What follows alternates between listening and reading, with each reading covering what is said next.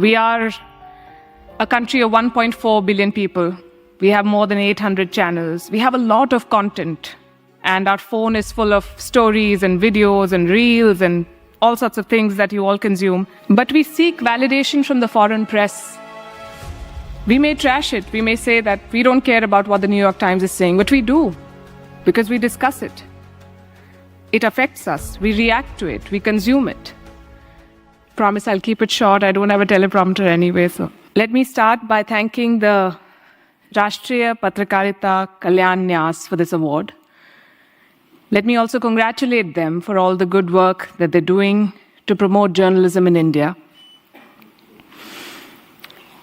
I think this award and this recognition today is for my team and my channel, and for the journalism that we do, and for the purpose that we hope we serve. What is the purpose, we ask ourselves. I think what we set out to do was to tell India's story in India's words. The show I do, it's called Gravitas, and the tagline is making sense of the news. But essentially, we're trying to make sense of the world through India's perspective. Ladies and gentlemen, I've said this in the past, and I say it again, and I believe this, that our world today is a grand storytelling competition. We are all striving to present our national, cultural, personal, all kinds of stories in the most persuasive manner. I remember reading somewhere in the olden times, they used to say that if you want to poison a people, you should poison their wells. They'll have contaminated water, they'll die. Now it is said that if you want to poison a people, you poison their stories.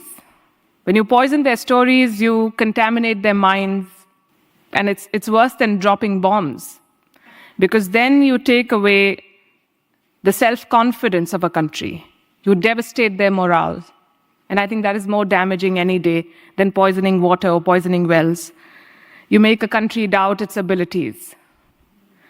And we Indians have been through a very difficult phase where we were colonized, and while we achieved independence 75 years ago, I think somewhere a lot of us are still colonized in our minds. We need to come out of that. So it is important to tell stories and tell the right stories in the right manner, because stories sway people. They change the course of policies, politics, and indeed the world. And this is my favorite example from the Second World War. America had a list of cities in Japan that they wanted to bomb with the atom bomb. And on that list was the city of Kyoto.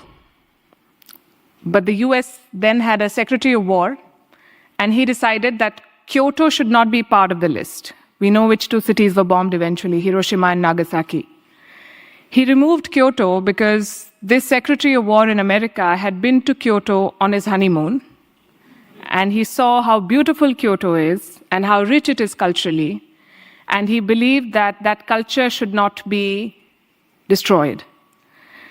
So the story of Kyoto won, and the story of Nagasaki and Hiroshima lost, which is why it is very important to also control your story, to actively shape it.